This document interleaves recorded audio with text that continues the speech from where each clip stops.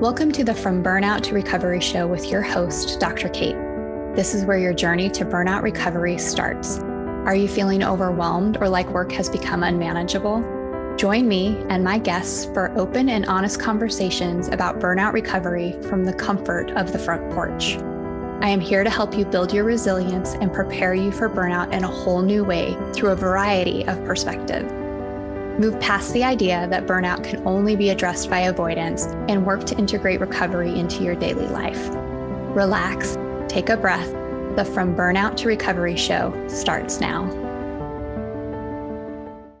Hello, everyone, and welcome to the From Burnout to Recovery show with Dr. Kate on Transformation Talk Radio and member of the Cornelius Stephanie Media Group. I am your host, Dr. Kate, and I am always excited to welcome you to the show, and today is no different. Remember, as you are enjoying the show, be sure to hit that subscribe button. Make sure that you get those notifications so you know every Tuesday when a new show comes out, you are notified, and you can download the KS Media Group app in your app store for all the world's best influencers in one place. Today, we are going to be joined by our guest, Anna Granta.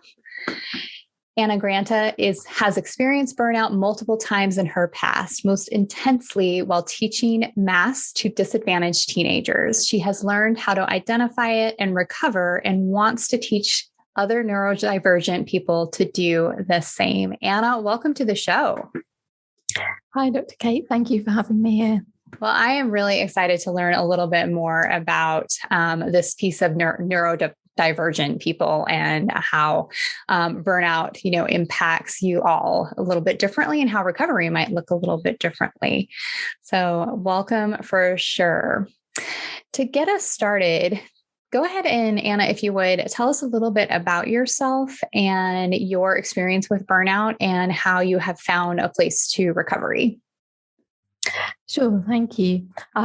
So I think my first burnout really happened after I had my first child as a big life shift. And many of the kind of routines and coping mechanisms that I almost didn't know that I needed disappeared suddenly at that point. And so that was a difficult time.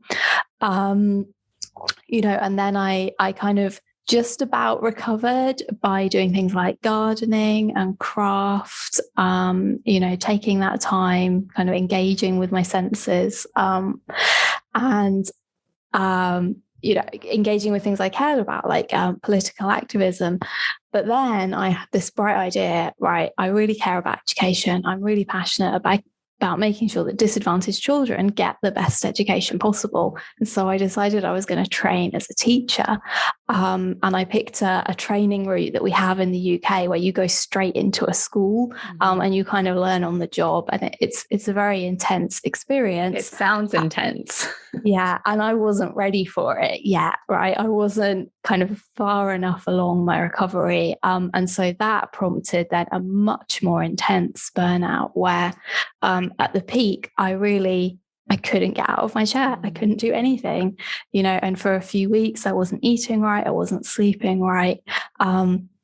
So the only way really to recover from that was to go to my doctor and get signed off of the work, because the work was so stressful that I wasn't going to recover while I was doing that job. And so now I know a little bit more about burnout, but it wasn't the end of the story, because after that job, I went back to tech, which was my kind of first career. And I got really excited about setting up this new team and working with all these people. But because it was my team and I was setting it up, I ended up doing everything, right? I was wearing all of the hats. And by this point, I had 2 small children. And so it was still quite stressful. And it wasn't so intense. There wasn't that like I literally can do nothing moment, because I was more aware now. And I was like, this is getting towards a point that isn't great. And so I was able to kind of make changes in my life. So I left that job and became a coach instead. So I was able to make changes to give me more flexibility, focus more on the things that I'm really passionate about, and get rid of some of the the other stuff that comes with working in a big organization. And really focus on myself and my health and my family. Mm-hmm. That's amazing. So I definitely hear the piece of, just like all the things happening, like not it's like kind of the starting with burnout in terms of like through life transitions in that aspect, and then going through, through that journey through it happened in the workspace. And then when it was kind of this parenthood and workspace combined in that aspect, what were some of the first things that clued you into that this was beyond just general stress or day-to-day stress, and that it was truly like burnout? Yeah. So I think I wouldn't have known to give it that label at the time, but I knew it was beyond general stress because it was really impacting my life. So the first time when I just had my child, I actually developed almost agoraphobia. Like I was hardly going out. And it was because it was overwhelming to go out, like getting the diaper bag packed and snacks for everybody and, all of the planning that goes into taking a small child outside. It just became kind of too much. And so then I kind of knew, that's not normal. That's something more than the normal stress of having a child, because it is stressful for everyone, right?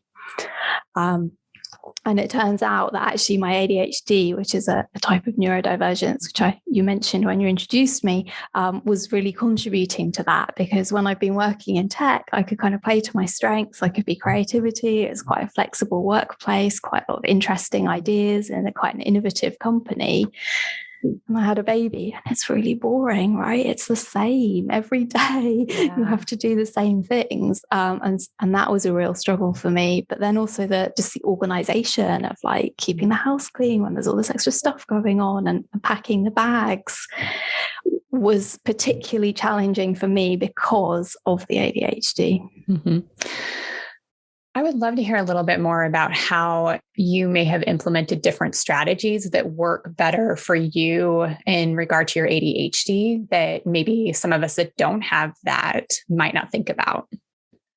Yeah. So if I'd known then what I know now, I think the first thing I'd have had was a checklist on the door of like, what actually do you need to leave the house? So I wasn't trying to store it in my head. I could just go down and go, okay, there's 2 things missing. Right. They're here and they're here. Got it. Or enlisting help, maybe getting my husband to help me pack the bag the night before, so that I wasn't kind of left scrabbling, like trying to hold a baby in one arm and while like finding all the stuff at the last minute. Yeah, that's awesome. So some of those key pieces, like leaving yourself almost like, the breadcrumb kind of checklist to make sure that you have everything, and then enlisting that help and support in the relationships around you is incredibly important. What are some of the things that you do for yourself now, kind of in the day-to-day to, prevent or prepare for future burnout? Yeah. So now I really prioritize getting outside every day. That sunlight boosts that serotonin. So important. And in the winter, because we have kind of long, dark winters here in the UK, I have daylight frequency light bulbs in the main living rooms in the house. So I don't even have to remember to plug the side lamp in. It just like happens when I turn the lights on. That's amazing. Yeah. So that's really important. I know that crafting, especially knitting or crochet, are really good for my mental health. So whenever I kind of spot things are getting a bit hard, I know it's time to carve out more time to do those things. And I also have so much more flexibility now in my life because I'm self-employed. I work for myself. If I feel a bit like, February is normally a hard month, then I can take less work on in February. Or if I'm like, the summer holiday, the kids are going to be around, that's going to be a bit stressful, I can just not take on new projects at work in that time. I can balance as I need to. Yeah. I like that piece and kind of the, the aspects of knowing what supports you when you're starting to feel that overwhelm come up or that stress come up. But I also really like the piece of, recognizing, okay, this month I know that February is a harder month for me for whatever reason. And so how do you approach that differently in that aspect? And when I work with people in my research, that shows that like that identification piece, that observation piece is a really important step. So I love that you've highlighted that for us today. You talked a little bit about kind of the knitting and the crocheting helping you in that aspect. How do you recognize that you're in a space where you need to like pick up that hobby again? Yeah, being irritable with the people that I care about is a key early sign for me. And it plays into the ADHD. So with ADHD, we have kind of differences in attention. And what it means for me is that if I'm being interrupted, it's kind of hard, like to shift my attention from something to someone else. So if somebody, like my child comes to talk to me, that's an interruption and it's kind of hard. When things are fine, like it's an interruption and it's kind of hard and it's fine, and I deal with it and I pay attention to my child because I love them and I care about them. When I'm not so great, they interrupt me and I can almost like feel myself having to drag my attention away from whatever I was doing to give it to them. And when things are really hard, I resent having to do that. And that's when I know like, this is not good. Changes need to happen. Yeah. Yeah. Thank you for bringing that up, because I think that's an important point, and that the resentment that you brought up, and it's something that I know I can be really hard on myself for, when it's simply an indicator that I need to slow down or I need to, reevaluate what I'm doing for daily recovery and those kinds of things. So I just want to highlight for our listeners that is a normal experience, and you don't have to feel guilt or shame for it. Just recognize it for the indicator that it is in where you're at in your stress levels. Yeah, absolutely. When our needs are met, we don't resent other people for having stuff. Resentment is an indicator that we have some kind of unmet need, and we've got to figure out what it is and meet it. Yeah. Yeah. I love that. Think of resentment as your indicator that you have an unmet need, and that you need to just simply figure out what it is that will help you in that moment. What are some other pieces that you have experienced in terms of specifically in that aspect of neurodivergent that are important to keep in mind when it comes to burnout recovery? Yeah, I think one of the really interesting aspects of neurodivergence is that many neurodivergent people don't have a strong link between their brain and their body. So that kind of intuitive sense of something's off now is harder for us to access. It takes more practice. Even simple things like identifying when we're hungry, identifying when we need to go to the bathroom are harder. And so then the more sort of subtle identifying when our stress levels have slowly risen to a point that's no longer sustainable, that identification point is really difficult for a lot of neurodivergent people. And so that's always the first thing that I teach, identify what are your triggers, what are the situations that make you more at risk, and what are your signs. I mentioned the irritability, but it's also changes in sleeping or eating patterns, changes in desire to socialize, mood swings. People with ADHD can be quite prone to mood swings anyway. So you've got to be sort of alert to what's normal for you and what's not normal for you. Mm-hmm. That is so interesting to hear about that there's like a larger disconnect between the brain and the body, and recognizing that, some of the things that, I might come and recognize faster in that aspect. So let's say we have a listener, and I'm sure we do, who is like, oh my gosh, that's me. What are some ways that they can start in creating that faster recognition or more recognition for themselves? Yeah, so you can strengthen that brain-body connection. Things like mindfulness, yoga, Tai Chi. Often with ADHD, something with movement works better because you don't want to feel like I can't sit still and my thoughts are buzzing and feel ashamed about that. Yeah. So I have a walking meditation for neurodivergent people, but there are lots of other of these practices that can actually help you strengthen that awareness. And making yourself accountable to the people around you, relying on those important relationships in your life, letting them know what they should be looking out for, so that if you're kind of too much in the weeds to really see what's going on, someone else can just gently tap you on the shoulder and go, you know what, you've been eating chocolate biscuits for dinner every day for a week, and you told me to let you know when that happens. I love that. A chocolate biscuit. That sounds good right now. Aside from, but yes, I really appreciate that piece of, so there are ways that you can strengthen that connection, that body mind connection in those aspects, and doing it in ways that are supportive to you in the neurodivergent space in that aspect. And I love that piece of having someone help you with the recognition piece of that. I utilize my husband for that fairly often. Like, hey, like even without the neurodivergent piece, I think that it's still helpful for all of us to have kind of an accountability partner who can help bring our attention to when we might have hit that stress load in that aspect. Anna, what is one additional piece of advice that you would offer our audience members? It is easier to address burnout when it's mild, right? Rather than leaving it to get worse and worse. And you cannot cure burnout by doing more of the thing that's burning you out. You cannot push through it.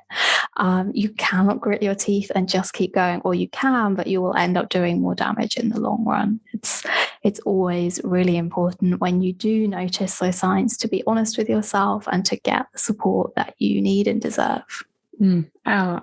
Yes. I think that piece, and what I heard is that you cannot cure your burnout by doing more of what's burning you out. And that is so incredibly important. And where can our audience members learn more about you? Yeah, so they can learn more about me on my website, which is grantacoaching.com, or on Twitter, where I'm Anna Granta. Awesome. Thank you so much for joining us on the show today. It's been a pleasure to talk to you. What an awesome conversation with our guest, Anna Granta, and talking a little bit about that experience with burnout when you may also have a, neurodivergent such as ADHD, and how that looks a little bit different.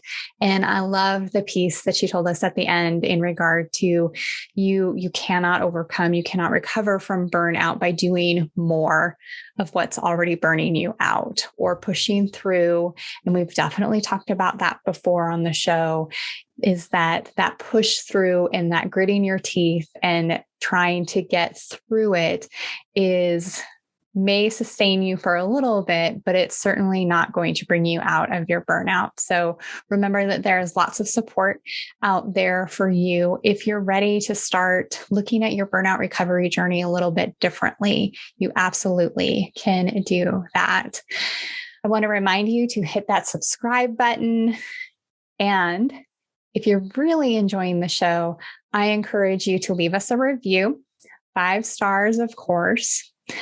Let us know what you enjoy most about the show, and be sure to share this with someone you love. We're going to move into our recovery moment, which is focused on cultivating a stable mind. So let's get started. Of course, I want to remind you to practice your recovery moment when you're in a safe space to do so. So if that's not for you right now, take a listen, but then come back and you can implement this when you are in a space to do so. So let's get started.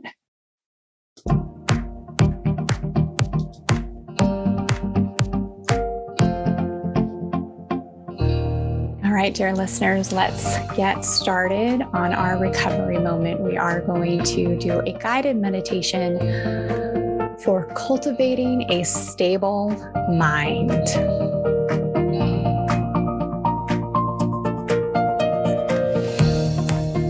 It is important for us to remain grounded and stable in the midst of our experiences.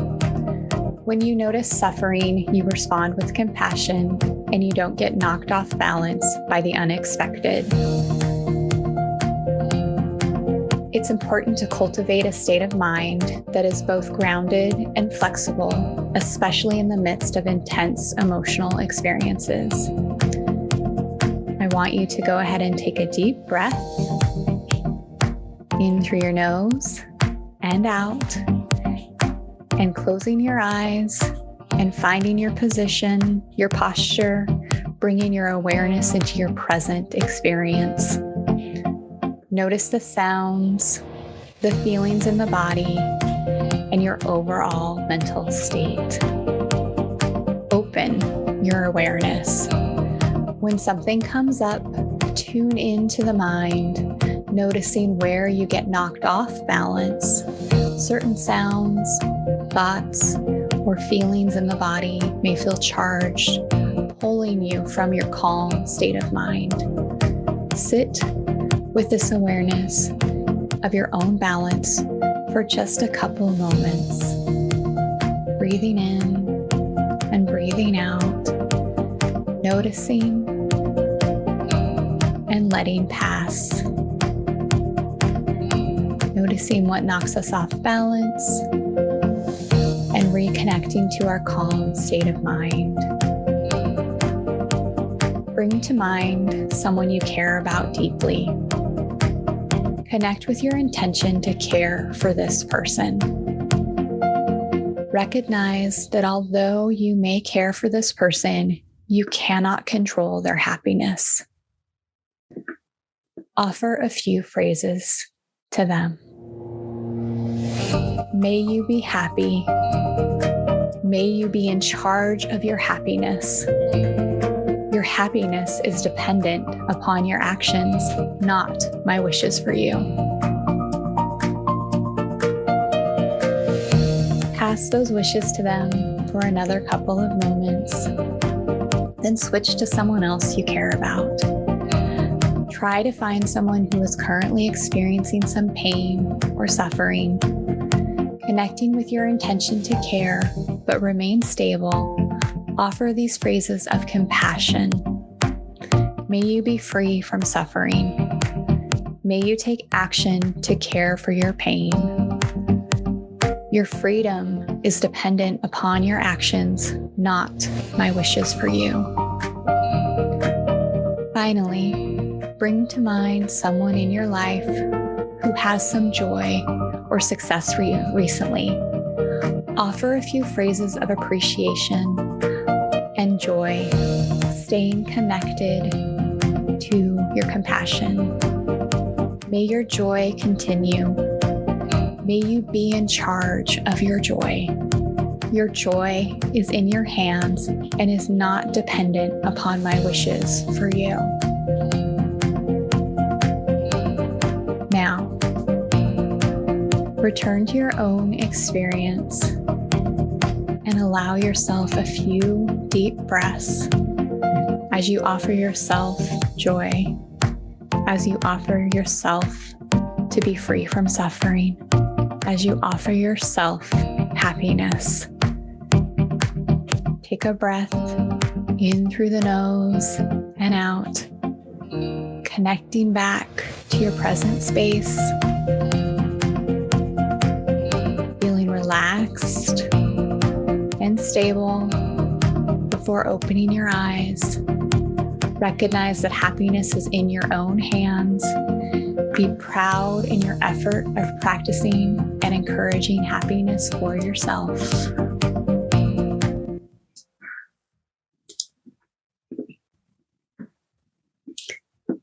Remember, for more recovery moments, you can follow me at Dr. Kate Steiner on Instagram, and be sure to subscribe to the From Burnout to Recovery show on YouTube. I am so grateful to our guest, Granta, and I am grateful to each of you for listening. Thank you for joining us on the From Burnout to Recovery show with Dr. Kate on Transformation Talk Radio. I'm Dr. Kate, and I wish you peace on your journey. Thank you for joining me on the front porch today. Remember that you can download your free guide to how to recover from burnout in 2 hours a week on my website, drkatesteiner.com. And as always, be well, my friends. Thank you for joining me, Dr. Kate, on the From Burnout to Recovery show, where you are starting your journey to burnout recovery. You are invited to join me on the front porch every second and fourth Friday of the month on transformationtalkradio.com to continue growing in resilience and integrating recovery into your daily life. If you would like to learn more or find out how to work with me, visit liftwellnessconsulting.com.